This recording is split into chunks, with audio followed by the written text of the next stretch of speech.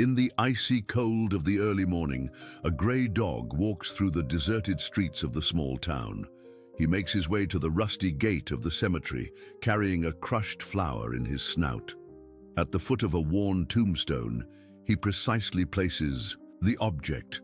Behind the trees, a black car slowly glides by, its headlights off.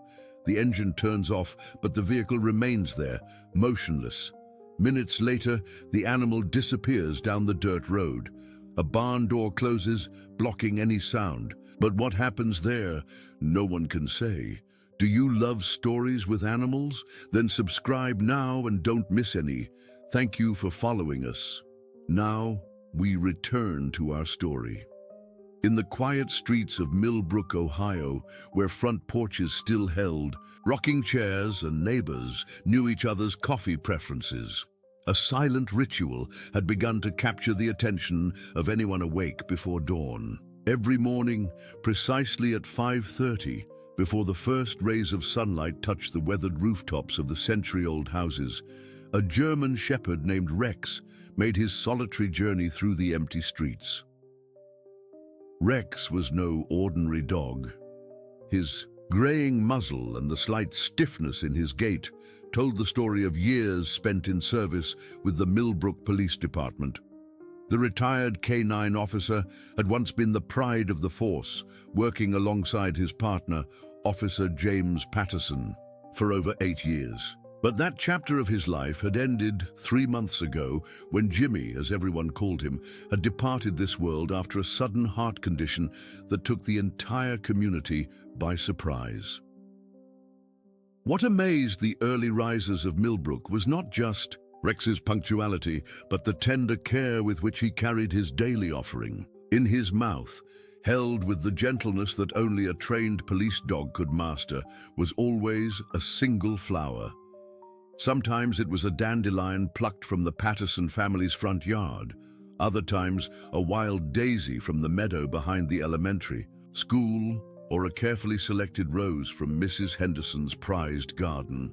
Margaret Thompson, Rex's current caretaker and Jimmy's longtime neighbor, had initially tried to accompany him on these morning walks. But Rex had made it clear through his patient yet determined body language that this was something he needed to do alone. Maggie, as everyone called her, would watch from her kitchen window as the faithful dog navigated the familiar streets with purpose, his brown eyes focused and his steps measured. The destination was always the same: Millbrook Cemetery, a peaceful plot of land on the hill overlooking the town where 4 generations of families rested. Rex would walk directly to Jimmy's grave, marked by a simple granite headstone that read, "Officer James Patterson, devoted servant, beloved friend." There, with ceremonial precision, Rex would place the flower at the base of the stone, sit quietly for exactly 10 minutes, and then return home. Sarah Collins, who lived across from the cemetery and suffered from insomnia since her husband's deployment overseas, had become an inadvertent witness to this daily ceremony. From her bedroom window, she could see Rex's silhouette against the morning mist, a solitary figure paying respects in a way that seemed almost human in its intention. Sarah had started setting her alarm for 5:15 each morning, drawn to witness this display of loyalty that seemed to emanate from somewhere deeper than mere habit. "It's like he's keeping a promise," Sarah confided to her friend Linda Martinez during their weekly coffee meeting at Rosie's Diner, the town's unofficial information hub. "You can see it in the way he carries himself. This isn't just routine for him, it means something." Word of Rex's ritual spread gradually through Millbrook's tight-knit community.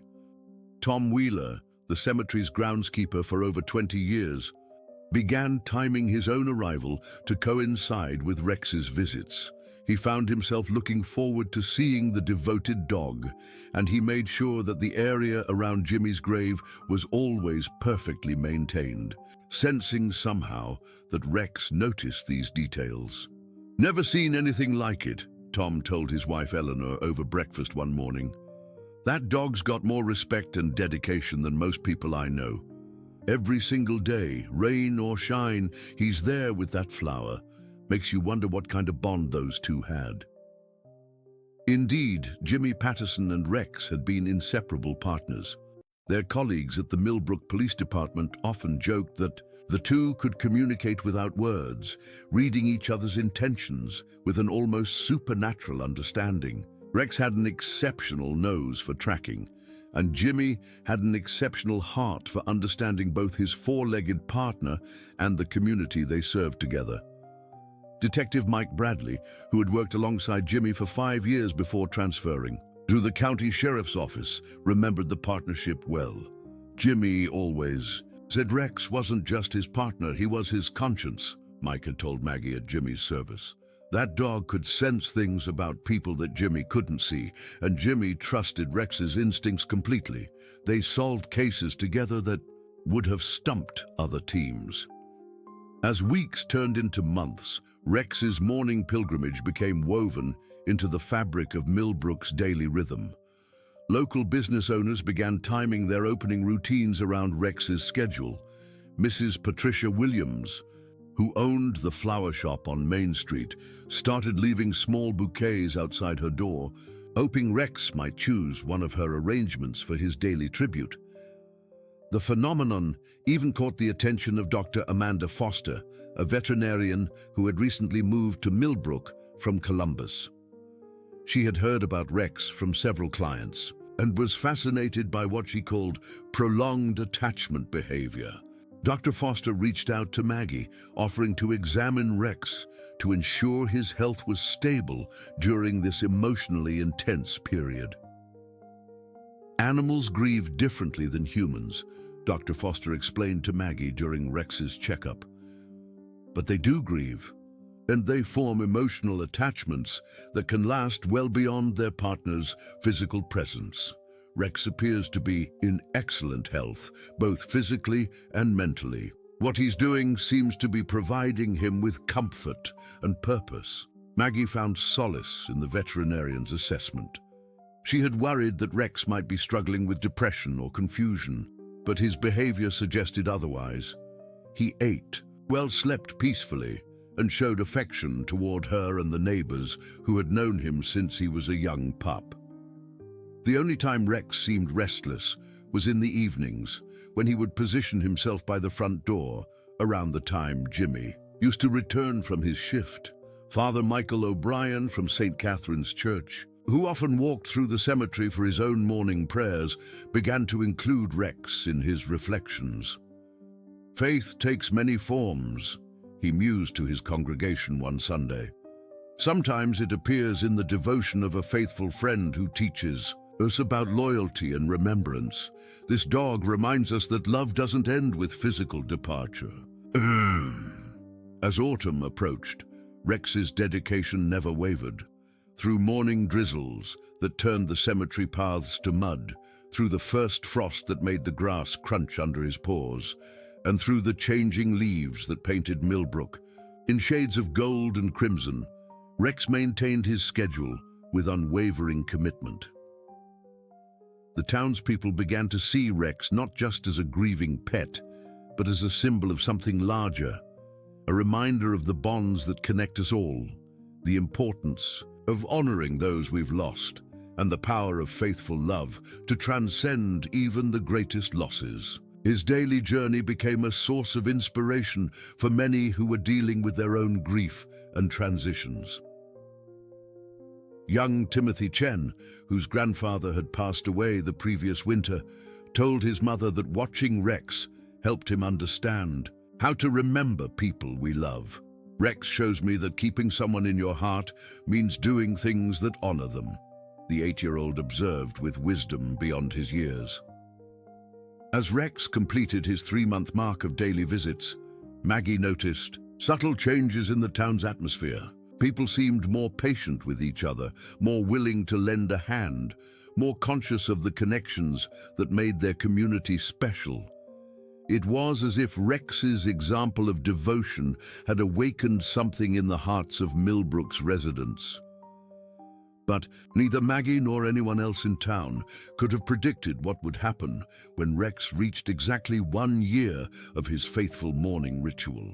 None of them could have imagined that this beautiful display of loyalty was actually the beginning of something far more complex and mysterious than anyone had dared to imagine.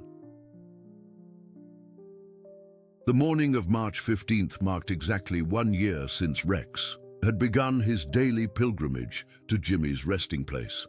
Maggie had circled the date on her kitchen calendar weeks in advance, planning to honor both Rex's dedication and Jimmy's memory with a special ceremony. She had contacted Father O'Brien about holding a small blessing service, and several community members had expressed interest in attending what they felt would be a meaningful milestone. Sarah Collins had prepared her camera to document the occasion from her bedroom window, wanting to capture what she called a year of faithfulness for the local newspaper. Tom Wheeler had spent extra time that week ensuring Jimmy's gravesite was immaculate, planting fresh spring flowers around the headstone and polishing the granite until it gleamed in the morning light. At 5:25 that morning, Maggie filled Rex's water bowl and set out his usual breakfast, expecting him to eat quickly before beginning his ritual journey. She positioned herself at the kitchen window with her coffee, ready to watch what she assumed would be another routine but meaningful tribute. 5:30 came and went. Rex remained in his bed, curled in the corner of the living room where he could see both the front door and Maggie's chair. She waited, assuming he might be running late or perhaps sensing the significance of the day. By 5:45, concern began to creep into her thoughts. "Come on, Rex," Maggie called gently. "Time for your walk, boy." Rex lifted his head, looked toward the door, then settled back down with what appeared to be deliberate intention. His brown eyes, usually bright with purpose at this hour, seemed different somehow, not sad or sick, but as if he had made a conscious decision to break his year-long routine. From her window across the cemetery, Sarah Collins waited with her, camera ready, checking her watch repeatedly. She had become so accustomed to Rex's punctuality that his absence felt like a disruption in the natural order of her world. By 6 o'clock, she found herself genuinely worried, wondering if something had happened to the faithful dog who had become such an important part of her daily routine. Tom Wheeler, arriving at his usual time to tend the cemetery grounds, noticed immediately that Jimmy's grave bore no fresh flower. For the first time in 12 months, the base of the headstone looked somehow incomplete without Rex's daily offering. Tom found himself scanning the cemetery paths, expecting to see the familiar silhouette emerging from the morning mist. "Where's our friend today?" Tom wondered aloud, addressing Jimmy's headstone as if the departed officer might somehow provide an answer. The day progressed with an unusual sense of unease throughout Millbrook. Maggie took Rex to Dr. Foster for an emergency examination, fearing that illness might explain his sudden change in behavior, but the veterinarian found Rex in perfect health, alert and responsive, showing no signs of physical distress or cognitive confusion. "His vital signs are excellent," Dr. Foster assured Maggie. "Sometimes animals make decisions we don't understand, but they're based on instincts and perceptions that may be beyond our immediate comprehension. Maybe today represents some kind of completion for him." That evening, Maggie called several of Jimmy's former colleagues, including Detective Mike Bradley, to share her concern about Rex's behavior. Mike listened thoughtfully to her description of the morning's events, his detective instinct stirring with a curiosity he couldn't quite explain. "Jimmy always said Rex was the smartest partner he'd ever had," Mike told Maggie. "Maybe there's something we're missing. Dogs like Rex don't just abandon routines without reason, especially routines that seemed so important to him." The second day brought no change. Rex showed no interest in his morning walk, instead spending time on the front porch, alert and watchful, but clearly not intending to visit the cemetery. Maggie tried encouraging him with treats and his favorite toys, but Rex remained politely unresponsive to her attempts to restart his routine. Sarah Collins found herself unable to concentrate on her daily activities, repeatedly glancing toward the cemetery and feeling an unexpected emptiness where Rex's presence had provided comfort and continuity. She realized how much his faithful visits had meant to her own healing process as she waited for news from her deployed husband.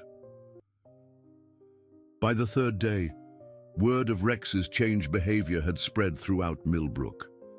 The community that had drawn inspiration from his dedication now felt collectively concerned about his well-being. Mrs. Williams, from the flower shop, stopped by Maggie's house with a bouquet, suggesting that perhaps Rex needed encouragement to resume his visits. "Maybe he's forgotten," Mrs. Williams suggested hopefully. "Or maybe he needs us to show him it's okay to continue." But when Maggie attempted to walk Rex to the cemetery, carrying flowers from Mrs. Williams' shop, Rex politely but firmly resisted. He would walk partway down Maple Street, then stop and turn back toward home, making it clear that he had no intention of completing the journey that had once been the most important part of his day. Tom Wheeler began to notice other changes around the cemetery.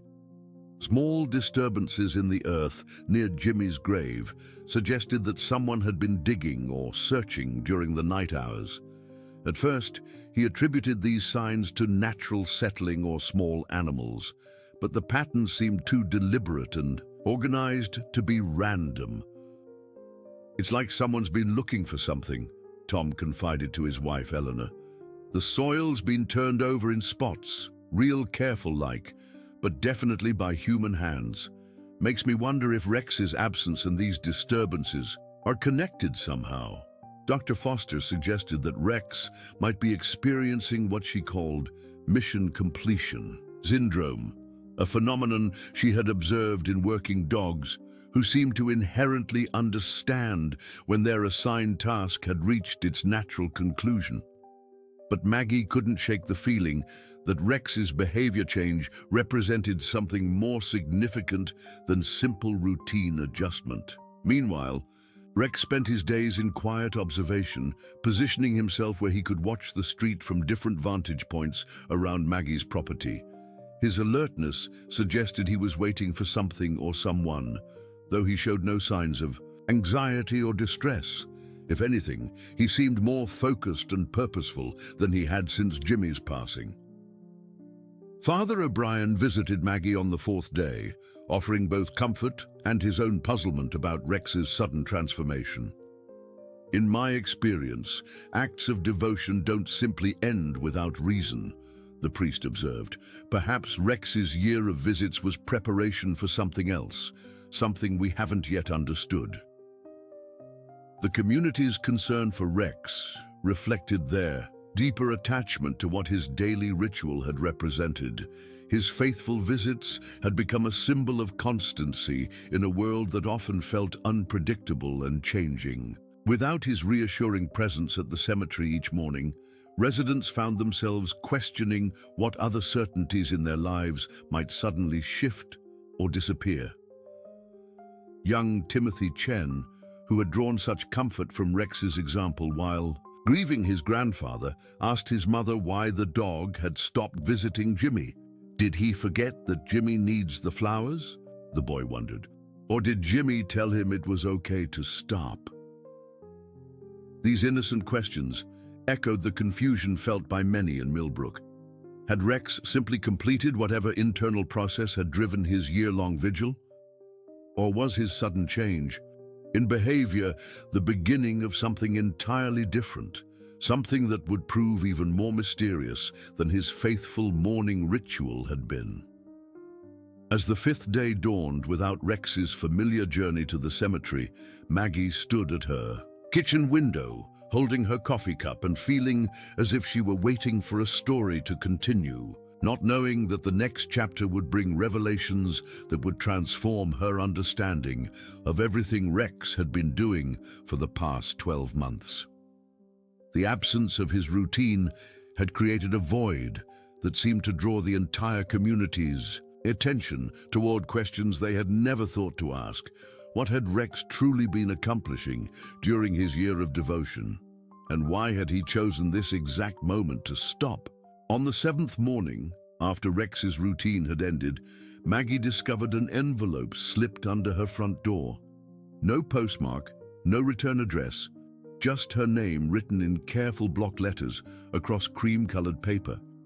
Inside, she found something that made her hands tremble as she held it up to the morning light. A single dried petal, pressed flat and carefully preserved, was glued to a piece of matching stationery. Below it, in the same precise handwriting, were 5 words that sent a chill down Maggie's spine. Promises should never be forgotten. Rex, who had been resting on his bed nearby, immediately lifted his head when Maggie gasped. His nostrils flared as if catching a scent from the paper, and his entire body went rigid with alertness. For the first time since ending his cemetery visits, Rex showed intense interest in something, padding over to Maggie and attempting to sniff the mysterious letter. "What is it, boy?" Maggie whispered.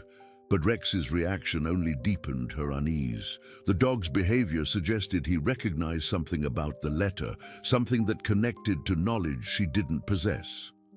Dr. Foster had mentioned that Rex might have completed his mission, but this anonymous message suggested his year-long ritual had been part of something larger, something that other people knew about and were monitoring. Maggie realized with growing concern that Rex's daily visits might not have been simple grief behavior after all.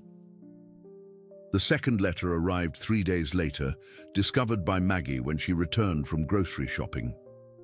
This time, the envelope contained a pressed violet and a different message. What was buried must stay protected. Rex's reaction was even more pronounced, whining softly and pawing at the front door as if he wanted to follow a trail that only he could detect. Sarah Collins, who had maintained her morning vigil at the bedroom window despite Rex's absence, began noticing unusual activity around the cemetery during the pre-dawn hours. Shadowy figures moved between the headstones with flashlights, and she could hear the distant sound of careful digging.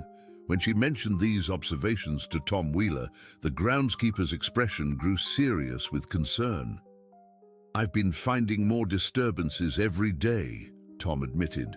"Someone's definitely been searching around Jimmy's area, but they're being real systematic about it. They know what they're looking for, and they're being careful not to damage anything permanent." Tom had started arriving at the cemetery earlier each morning, hoping to catch whoever was responsible for the nocturnal intrusions. What he discovered was evidence of methodical exploration: small holes carefully refilled, stones moved and replaced, and soil patterns that suggested someone was mapping the area around Jimmy's grave with scientific precision. "It's like they're looking for something specific," Tom explained to his wife Eleanor. "But they don't want to disturb the actual resting place. They're searching around it, maybe looking for something Jimmy might have left behind." The third letter arrived on a Saturday morning, and this time Maggie was watching from her window when a figure in dark clothing approached her front door. By the time she reached the entrance, the person had vanished, but the envelope was there with its familiar, mysterious contents.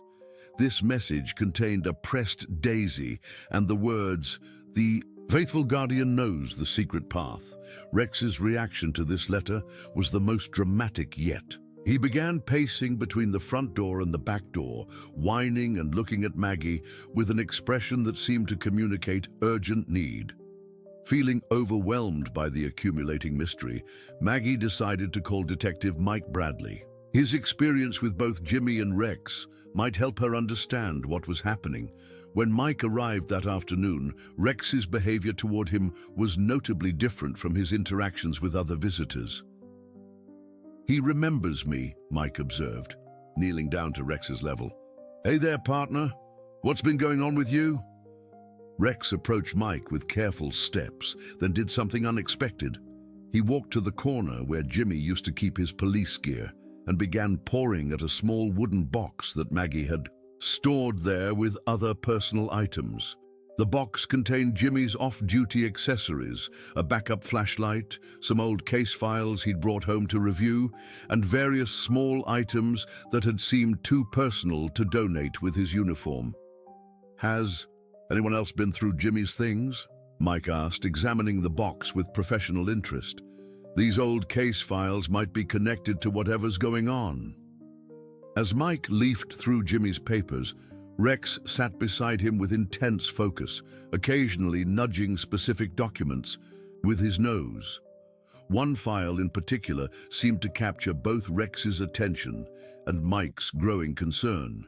It contained notes about a case from 2 years earlier involving suspected theft of valuable items from a local estate sale. "I remember this case," Mike said slowly. "Jimmy and Rex were investigating reports of missing antiques from the Morrison estate auction. They never found the stolen items, but Jimmy was convinced someone with inside knowledge was involved. The case went cold when no concrete evidence surfaced." The Morrison family had been among Millbrook's founding families, and their estate had contained several generations of valuable collections. When the family's last member, elderly Robert Morrison, had passed away, the estate sale had drawn collectors from across the state. Jimmy's investigation had focused on reports that several high-value pieces had disappeared either during or immediately after the public auction. Jimmy suspected that someone had prior knowledge of what would be available, Mike continued, reading through Jimmy's careful notes. He thought the thief might have been monitoring the estate for months before the sale, maybe even befriending Mr. Morrison to learn about the most valuable pieces. Rex's attention to this particular file was unmistakable. He kept returning to it even when Mike set it aside to examine other documents. The dog's behavior suggested he not only remembered the case, but understood its significance in a way that went beyond simple recognition. That evening, Mike decided to stay overnight at Maggie's house, sensing that Rex's unusual behavior and the anonymous letters were building towards something that might require police attention. His decision proved wise when Rex's nighttime restlessness revealed another layer of the mystery. Around midnight, Rex began moving through the house with purpose, checking windows and doors as if following a predetermined security pattern. Mike recognized this behavior from Rex's active duty days. The dog was conducting a protective sweep, indicating he perceived potential threat or intrusion. "He's working," Mike whispered to Maggie as they watched Rex's systematic patrol. "This isn't random anxiety. He's following training protocols, which means he senses something specific." At 2 in the morning, Rex positioned himself at the front window and remained perfectly still, focused on something outside that neither Mike nor Maggie could see. His body language indicated he was tracking movement, probably human, somewhere in the vicinity of Maggie's property. Mike carefully peered through the curtains and spotted a figure moving slowly along the tree line behind Maggie's backyard. The person appeared to be watching the house, possibly waiting for signs that the occupants were asleep. Rex's low growl confirmed that he was aware of the observer and considered them a potential threat. "Someone's definitely monitoring this house," Mike concluded. Rex's letters, his behavior change, the cemetery disturbances, it's all connected. Someone knows something about Jimmy's last case, and they believe Rex is the key to finding whatever they're looking for. The realization that Rex might be protecting not just Jimmy's memory, but also something concrete and valuable, transformed everything Maggie thought she understood about the past year. Rex's daily visits hadn't been simple morning rituals. They had been security checks, ensuring that whatever secret Jimmy had entrusted to his faithful partner remained safely guarded.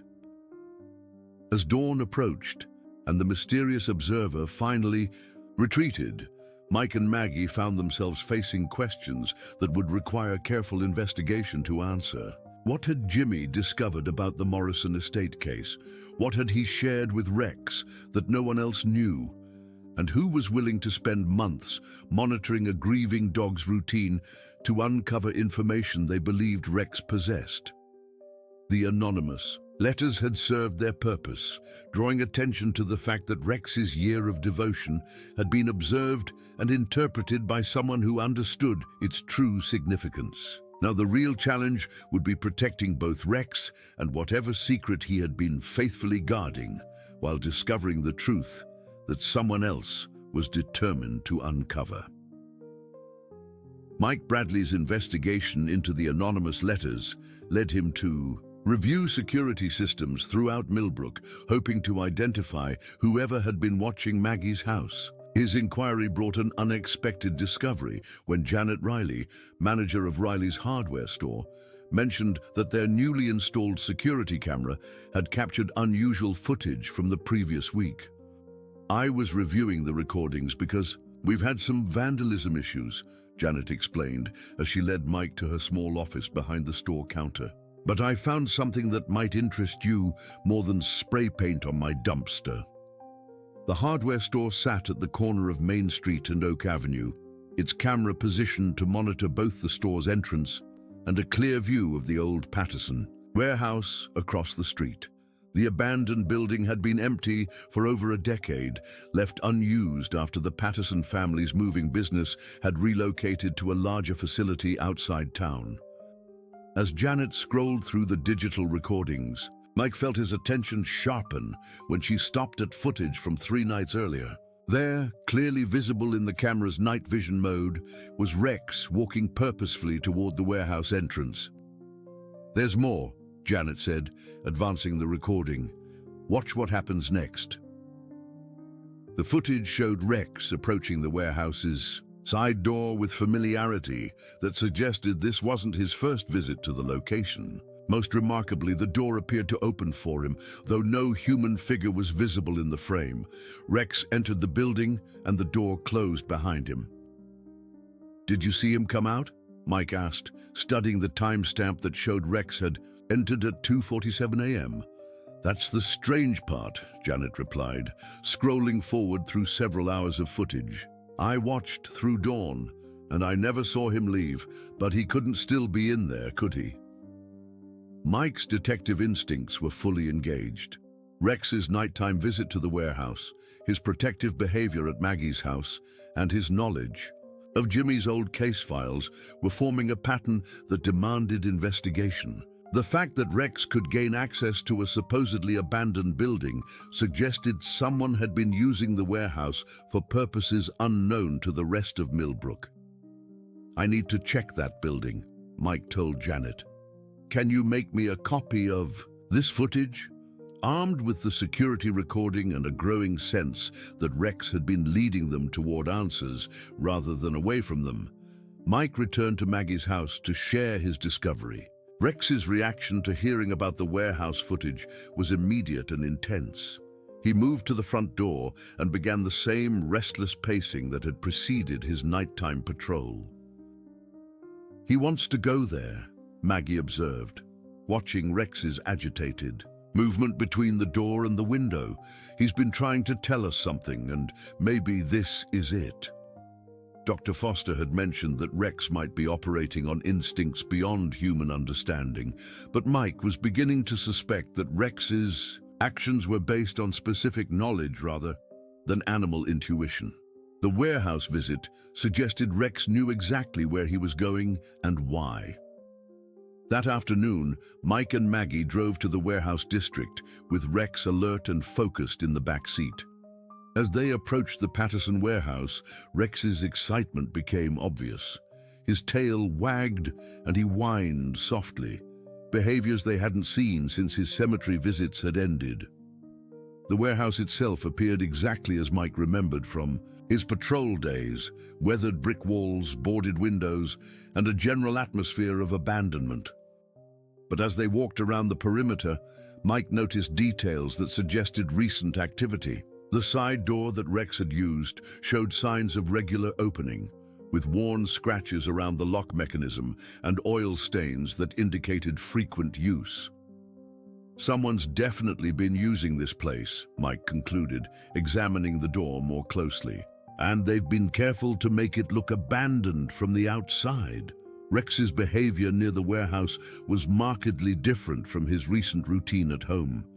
He moved with purpose and confidence, occasionally stopping to sniff specific areas around the building's foundation. At one point, he began digging near a section of wall where the mortar appeared newer than the surrounding brickwork. "He's found something," Maggie said, kneeling beside Rex as he pawed at the ground. "There's something buried here, or hidden nearby." Mike's investigation revealed that the warehouse's ownership had transferred several times in recent years, with the current deed held by a property management company based in Columbus. More interestingly, the building's utilities, which should have been disconnected years ago, showed recent activity on city records. "Someone's been paying for electricity and water," Mike discovered during a quick call to the utility companies. "The bills are being paid by automatic withdrawal from an account registered to Morrison Property Holdings." The connection to the Morrison name was too significant to ignore. Mike realized that Rex's knowledge of Jimmy's investigation might extend to specific locations where evidence or stolen items had been hidden. The warehouse could be serving as a storage facility for whatever had been taken from the Morrison estate sale. As evening approached, Mike made the decision to return to the warehouse after dark, hoping to observe whatever activity might occur there during nighttime hours. Rex's obvious familiarity with the location suggested that important discoveries awaited inside the building. "If Rex has been visiting this place, there's a reason," Mike explained to Maggie as they prepared for their surveillance mission.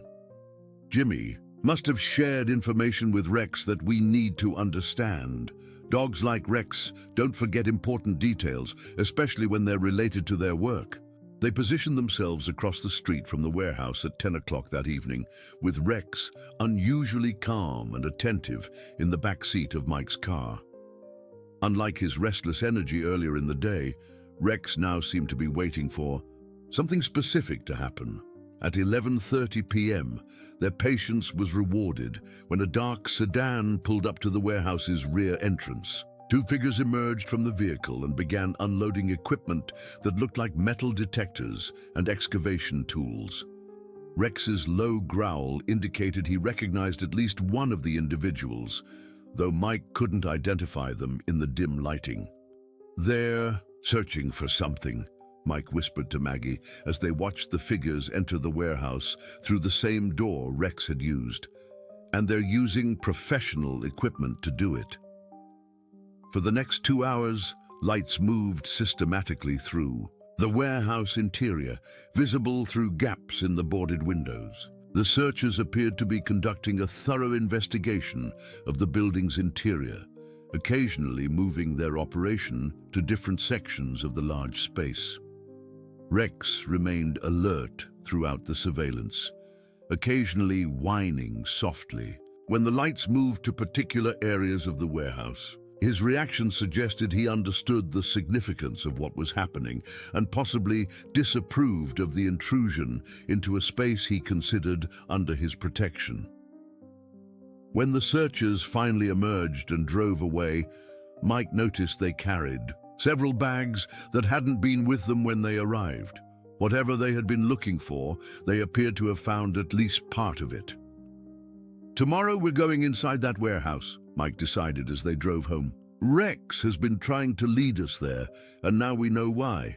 Someone else is also looking for whatever Jimmy discovered about the Morrison case, and they're using that building as their base of operations."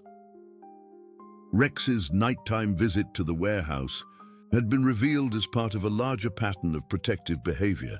He hadn't been randomly wandering. He had been monitoring a location that contained something valuable or dangerous, something that Jimmy had entrusted to his faithful partner's protection. The security footage had provided the breakthrough they needed, but it had also revealed that time was running out. Other people knew about the warehouse and were actively searching for whatever secrets it contained. Rex's year of cemetery visits might have been a countdown to this moment when his true mission would finally be revealed. As they prepared for what might be their most important investigation yet, Mike realized that Rex had been waiting for them. To understand his purpose, the loyal dog hadn't abandoned his duty when he stopped visiting Jimmy's grave. He had simply moved to the next phase of a plan that Jimmy had set in motion before his departure from this world. The morning after their warehouse surveillance, Mike and Maggie were startled by an unexpected visitor. Detective Ray Coleman, Jimmy's former training officer and longtime friend, stood on Maggie's front porch with the weathered expression of someone carrying heavy news. "I heard you've been asking questions about Jimmy's old cases," Ray said, declining Maggie's offer of coffee, but accepting her invitation to sit in the living room. "There are things about his last investigation that I probably should have told you months ago." Rex's reaction to Ray was immediate and complex. The dog approached the veteran detective with obvious recognition, but his body language suggested wariness rather than the friendly greeting Ray might have expected. Rex positioned himself between Ray and Maggie, alert and protective, in a way that made Mike's own instincts sharpen with attention. "Rex remembers you," Mike observed, "but he's not entirely comfortable with your presence. That's interesting, considering how well he usually responds to Jimmy's old colleagues." Ray shifted uncomfortably in his chair, avoiding direct eye contact with both Rex and the humans in the room. "Jimmy and I had some disagreements toward the end," he admitted, "specifically about the Morrison case and how it should be handled. I thought he was getting too personally involved, taking risks that weren't necessary for what seemed like a routine theft investigation." As Ray spoke, Rex moved closer to Mike, occasionally glancing toward the box of Jimmy's case files, as if reminding them of information they had already discovered. The dog's behavior suggested he remembered conversations or interactions between Jimmy and Ray that hadn't ended well. "What kind of risks?" Maggie asked, sensing that Ray's visit was motivated by more than simple reminiscence about his departed friend. Ray hesitated before answering, clearly wrestling with information he had kept private for over a year. Jimmy believed the Morrison estate theft was connected to something much larger than missing antiques. He thought he had discovered evidence of a long-term operation involving multiple thefts from estate sales throughout Ohio and neighboring states. The revelation transformed Mike's understanding of Jimmy's investigation. What had appeared to be a local theft case might have been part of a regional crime network, with the Morrison estate serving as either a target or a base of operations. "Jimmy started getting phone calls at home," Ray continued, his voice dropping to a near whisper. "Someone was warning him to drop the investigation, suggesting that his focus on the Morrison case was attracting unwanted attention from people who preferred to remain anonymous." Rex's agitation increased as Ray spoke, and the dog began the restless pacing that had become his signal for protective alertness. Mike realized that Rex might have been present during some of these threatening phone calls, explaining his current reaction to Ray's presence and the memories being discussed. "Did Jimmy take these threats seriously?" Mike asked, though Rex's behavior was already providing part of the answer. "He took them seriously enough to start keeping certain evidence in locations outside the police station," Ray replied. "He said if anything happened to him, Rex would know where to find what he had discovered. At the time, I thought he was being paranoid, but now I'm not so sure." The admission that Jimmy had hidden evidence in locations known to Rex explained the dog's year-long ritual and his recent behavior changes. Rex hadn't been mourning at the cemetery. He had been maintaining security for hidden information, waiting for the appropriate time to reveal what Jimmy had entrusted to his protection. Where did he hide this evidence? Maggie asked, though. She suspected the answer involved the warehouse they had been watching. Ray's expression grew even more troubled. That's where things got complicated between us. Jimmy asked me to help him secure some materials in a safe location, but when I saw what he had collected, I got worried about the legal implications. Some of his evidence had been obtained through methods that might not hold up in court. Mike understood immediately. Jimmy had been conducting an unauthorized investigation, possibly including surveillance and searches that exceeded his official authority. While his intentions had been legitimate, his methods might have compromised any future prosecution of the people he was pursuing. "So you refused to help him?" Mike asked, reading between the lines of Ray's careful explanation. "I told him to turn everything over to the county investigators and let them handle it through proper channels," Ray admitted. Jimmy thought that would give the suspects time to cover their tracks or disappear entirely. We argued about it, and that was the last conversation we had before his heart condition took him. Rex's low growl indicated his disapproval of Ray's past decision. The dog clearly remembered the conflict between Jimmy and his former mentor, and his current protective stance suggested he still considered Ray a potential threat to whatever Jimmy had been trying to accomplish. "But you're here now," Maggie observed. "What changed your mind about Jimmy's investigation?" Ray reached into his jacket pocket and withdrew a manila envelope that immediately caught Rex's attention. The dog's nostrils flared as he scented the package, and his tail began wagging slightly, suggesting he recognized something familiar about its contents. "2 weeks ago, I received this in my mail," Ray explained, opening the envelope to reveal photographs and documents. "Someone sent me copies of Jimmy's hidden evidence, along with a note saying that if I didn't help complete his investigation, they would release everything to the media and implicate the entire police department in a cover-up." The photographs showed the interior of what appeared to be the warehouse Mike and Maggie had been watching, but these images revealed details they hadn't been able to observe from their surveillance position. The warehouse contained sophisticated storage systems, climate-controlled areas, and what looked like a professional cataloging operation for valuable items. Jimmy had been inside that warehouse, Ray continued. He had documented everything: the stolen antiques, the storage systems, even the identities of some of the people involved in the operation. But he needed time to build a case that would expose the entire network rather than just arresting a few local participants.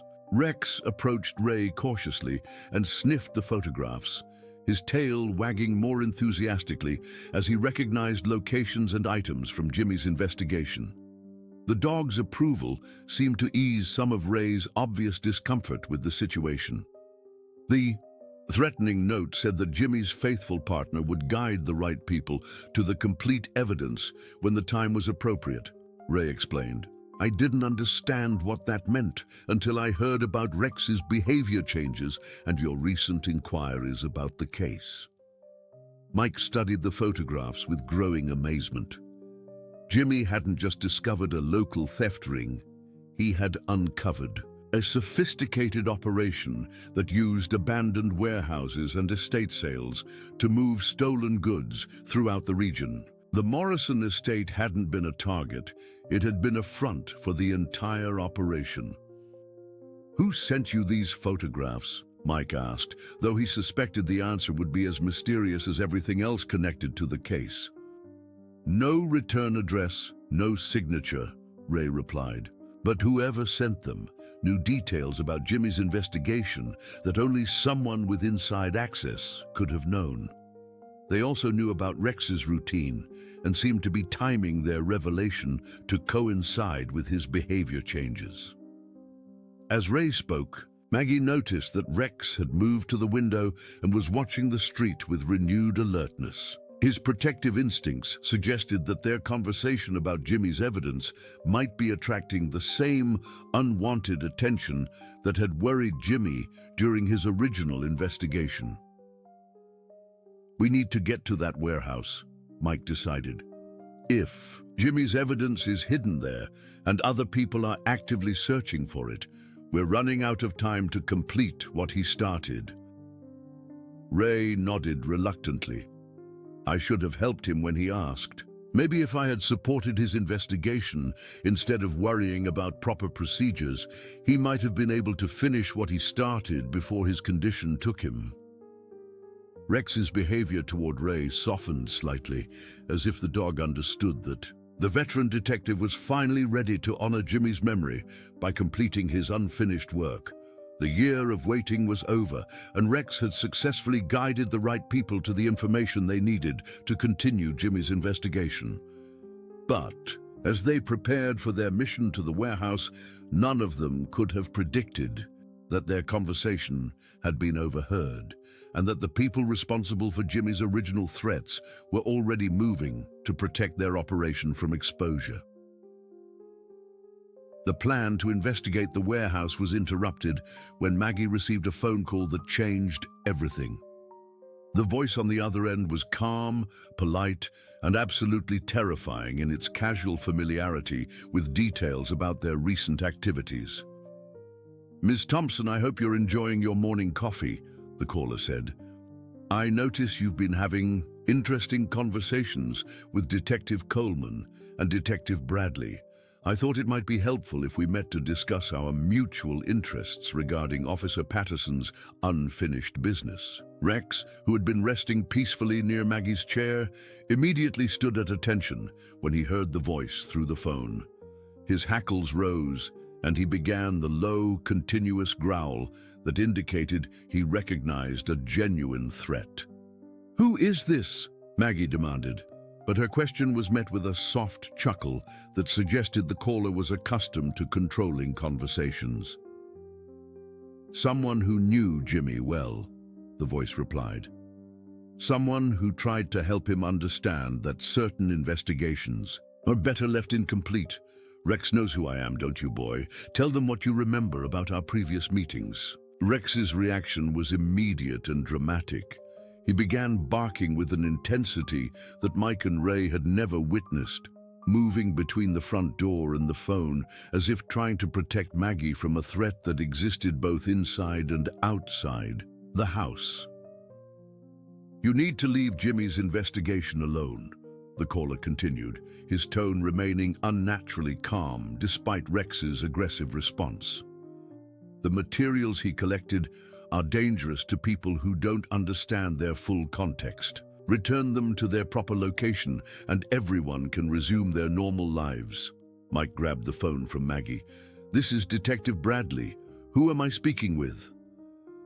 "You're speaking with someone who has been very patient while you've learned things that Jimmy should have shared before his unfortunate passing," the voice replied. "But patience has limits, especially when valuable property remains in uncertain custody." The line went dead, leaving Mike, Maggie, and Ray staring at each other while Rex continued his agitated pacing. The caller's knowledge of their activities and his obvious history with both Jimmy and Rex suggested they were dealing with someone deeply connected to the stolen property network. "Rex knows him," Ray observed, watching the dog's continued distress. That reaction wasn't fear. It was recognition and anger. Jimmy must have encountered this person during his investigation. Within an hour of the phone call, Maggie's quiet neighborhood began experiencing unusual activity. A cable repair truck parked across the street, though no residents had reported service problems.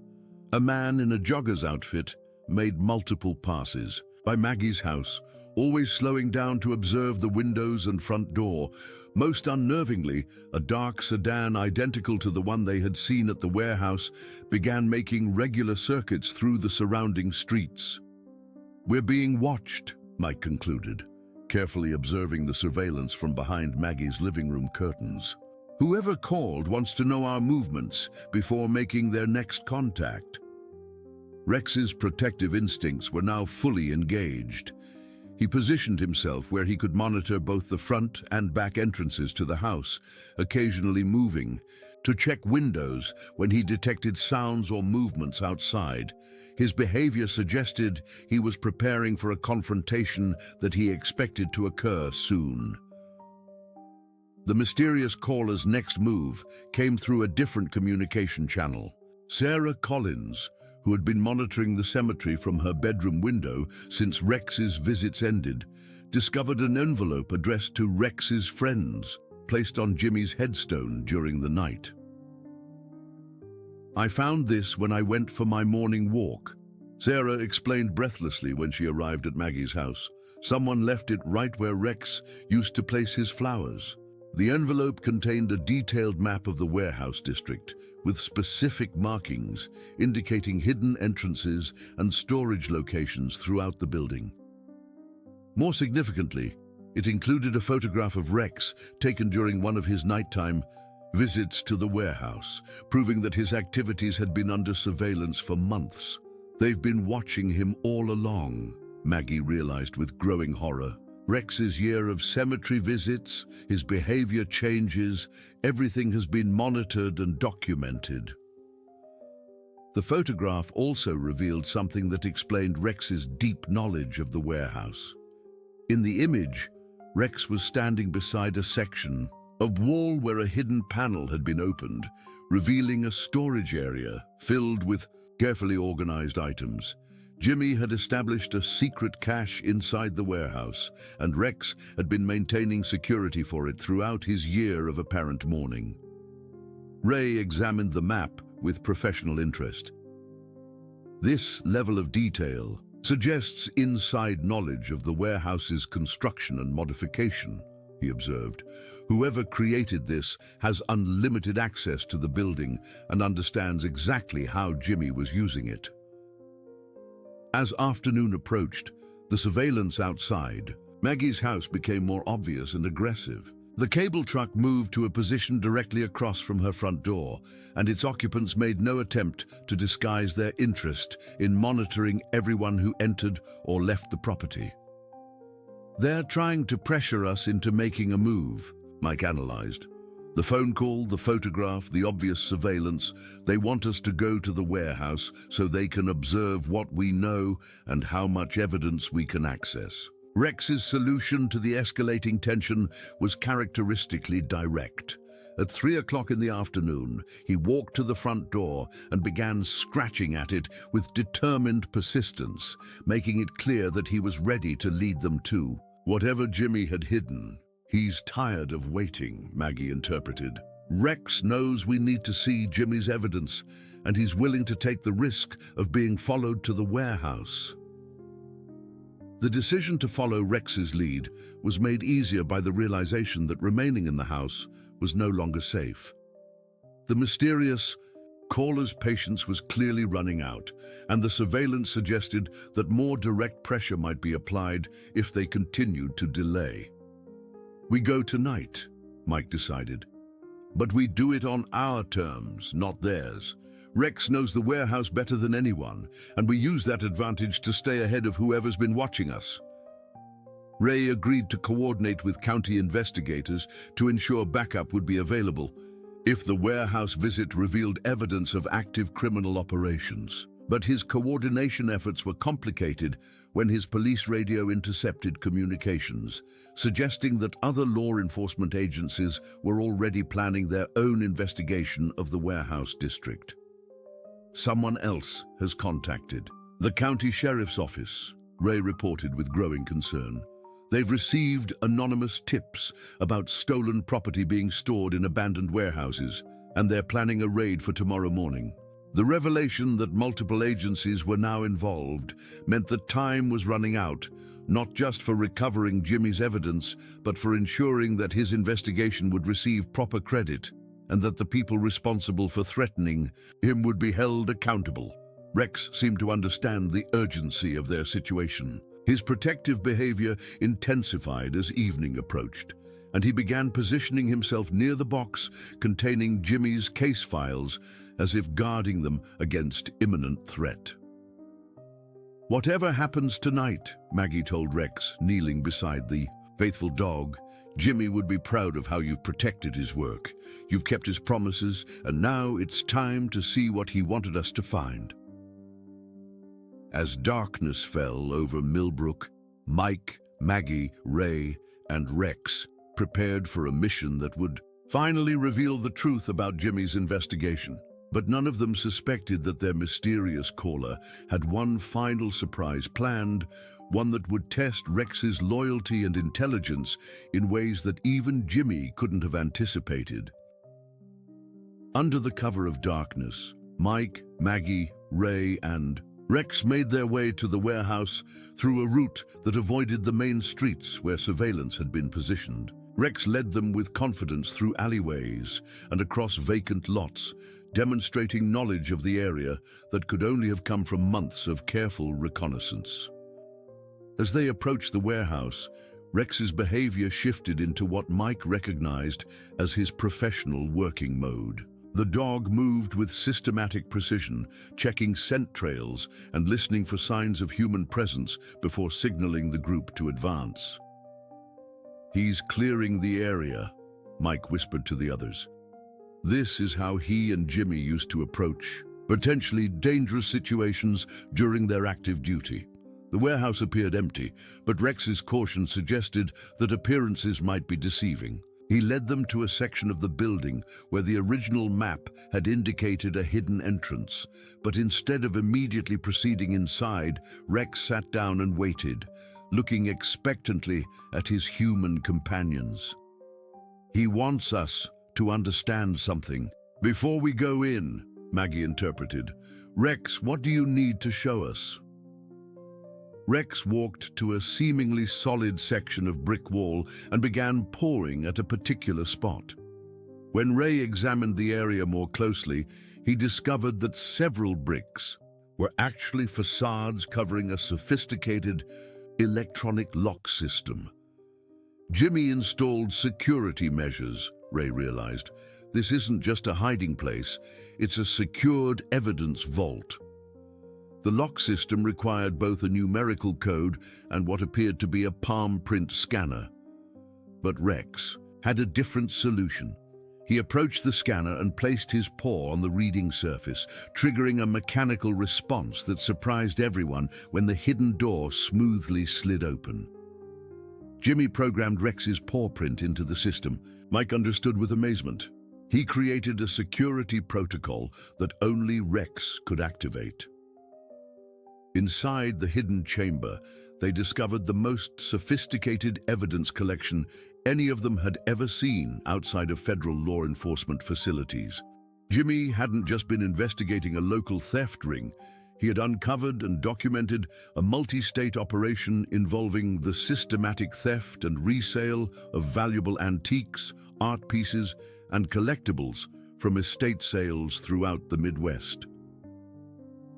Detailed files covered dozens of cases spanning 5 years, with photographic evidence, financial records, and identity documentation for a network of over 30 individuals involved in the operation. The most shocking revelation was that the network included several law enforcement officials who had been providing inside information about estate inventories and planned investigations. "This is why Jimmy was threatened," Ray said, studying files that implicated police officers from 3 different counties. He didn't just discover thieves, he exposed corruption within law enforcement agencies. Rex's role in Jimmy's investigation became clear as they examined the security protocols Jimmy had established. The dog had been trained not just to protect evidence, but to ensure that it would only be revealed when the right people could guarantee proper prosecution of everyone involved in the network. Jimmy knew his heart condition was getting worse, Mike realized, reading Jimmy's personal notes. He set up this entire system because he suspected he might not live to complete the investigation himself. The year-long cemetery ritual had been Rex's way of maintaining security while waiting for circumstances to align properly for revealing Jimmy's evidence. The dog had been programmed to recognize specific triggers that would indicate when the investigation could safely proceed.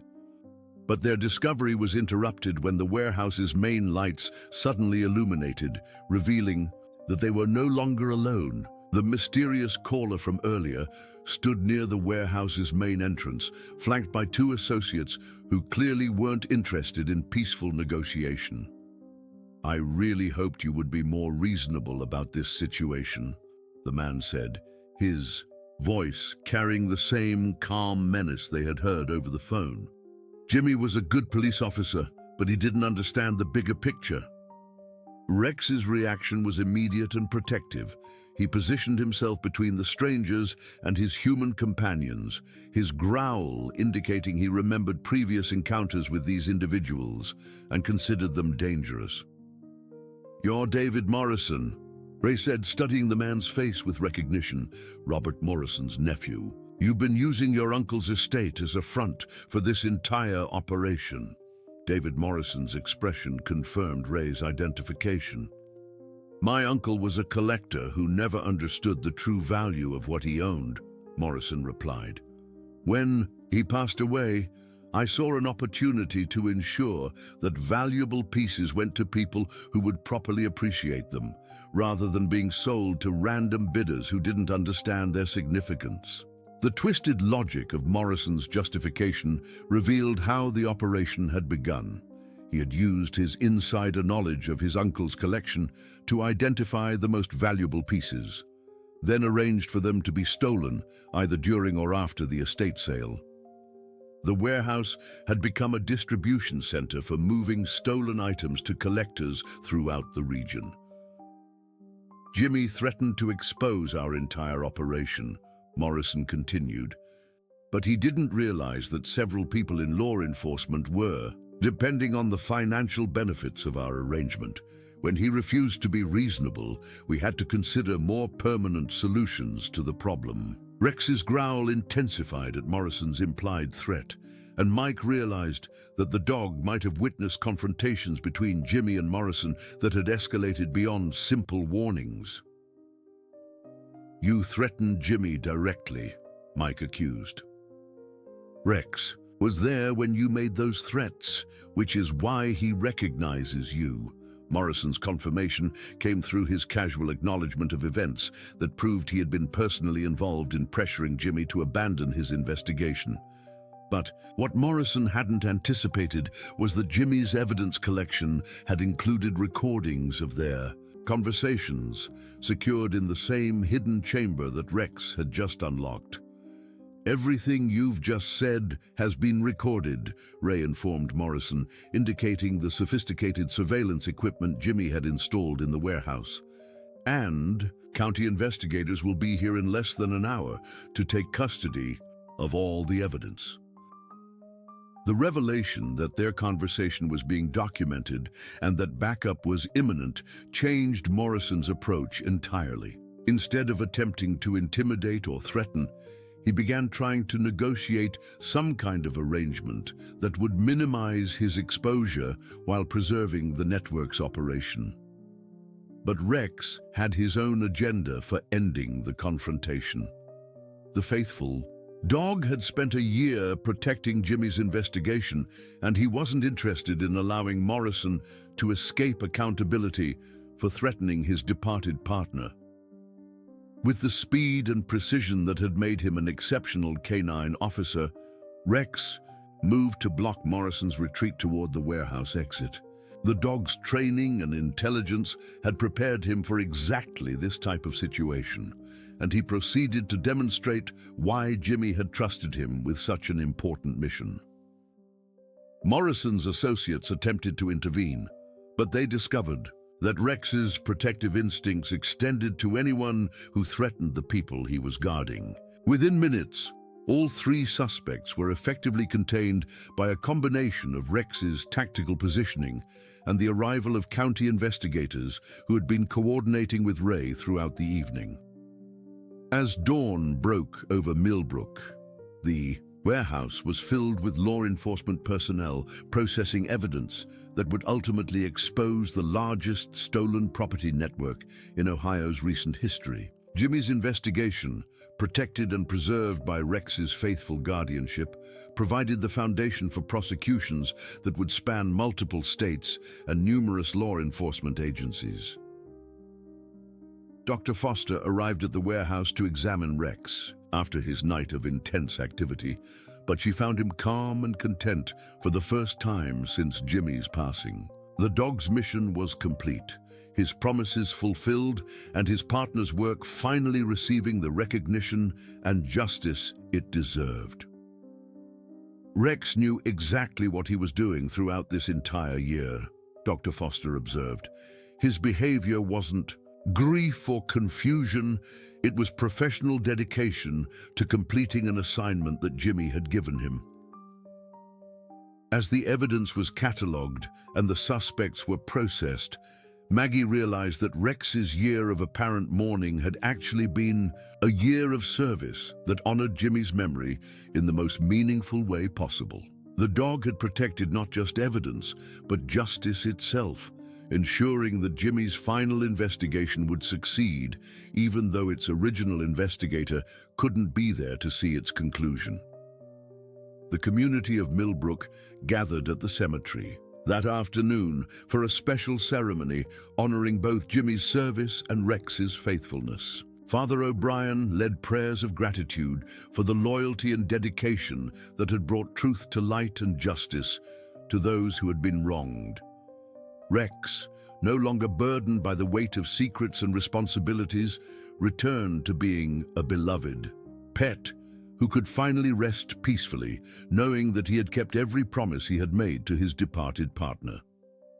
The warehouse that had housed so much mystery was transformed into a training facility for K-9 units, ensuring that Jimmy and Rex's partnership would continue to inspire future generations of law enforcement teams.